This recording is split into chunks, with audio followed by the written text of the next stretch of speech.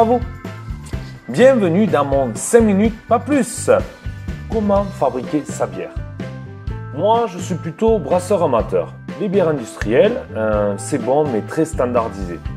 Vous allez voir comment on fabrique la bière de façon générale. Les ingrédients pour fabriquer la bière sont l'eau, le malt d'orge, le houblon, la levure. L'élément principal est bien entendu l'eau, mais l'orge reste le composé essentiel pour fabriquer de la bière. Il faut avant tout préparer cette orge de façon à pouvoir récupérer de la graine les éléments essentiels. Ce procédé s'appelle le maltage.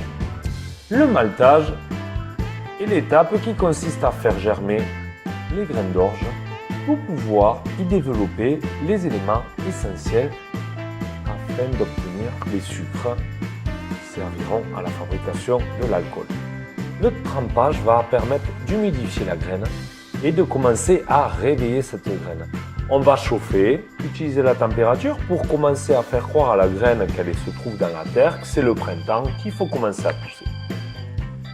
La graine va à ce moment-là se mettre à germer, on va maîtriser la germination et on va stopper net la germination avant que celle-ci se transforme complètement et consomme la totalité de ses éléments nutritifs.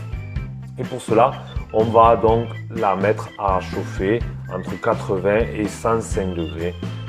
On va pouvoir même également donner des caractéristiques au malt, par exemple la torréfaction, qui pourra donner des caractéristiques un peu plus noires, donc faire des bières un peu plus brunes.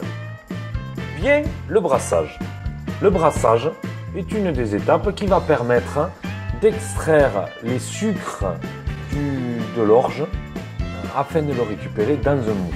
Pour cela, le maître brasseur va avoir à disposition une recette.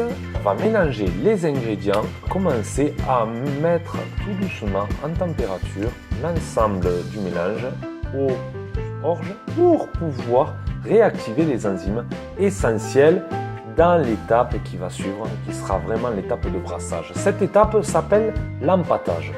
On va donc récupérer une grosse pâte pour ensuite la mettre dans la cuve de brassage. Dans cette cuve de brassage, on va y appliquer des phénomènes physico-chimiques. C'est-à-dire que la température de chauffe va déterminer les transformations et le travail en quelque sorte des enzymes. Car ce sont les enzymes qui vont avoir pour objectif de venir découper les sucres complexes se trouvant dans le malt, on parle de maltose, pour en faire des sucres un peu plus simples qui seront à ce moment-là fermentescibles. Toute la stratégie du brasseur va être de savoir quel type de bière il veut obtenir. Est-ce qu'il veut obtenir une bière un petit peu sucrée, faible en alcool, ou alors une bière très forte en alcool et peu sucrée?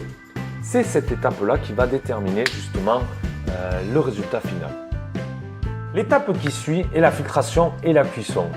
Une fois qu'on a extrait tous les sucres de l'orge, on se retrouve avec le mou de bière non filtré avec les résidus d'orge.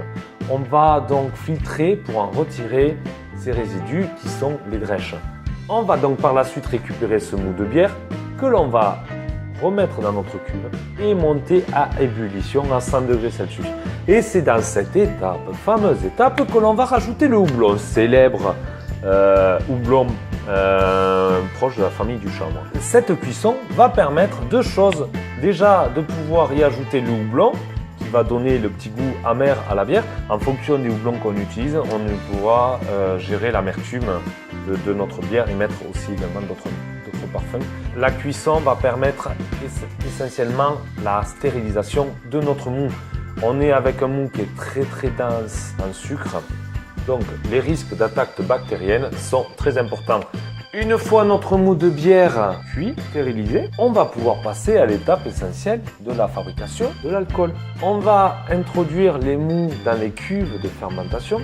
La fermentation a pour objectif de transformer les sucres en l'alcool, l'éthanol. On va obtenir l'éthanol, mais aussi un autre constituant qui est le CO2, le gaz carbonique, qui va permettre de faire les petites bulles dans la bière.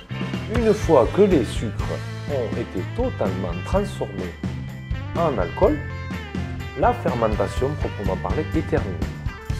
On peut passer à l'étape de mise en garde. L'étape de mise en garde est une étape qui va permettre à la bière de maturer.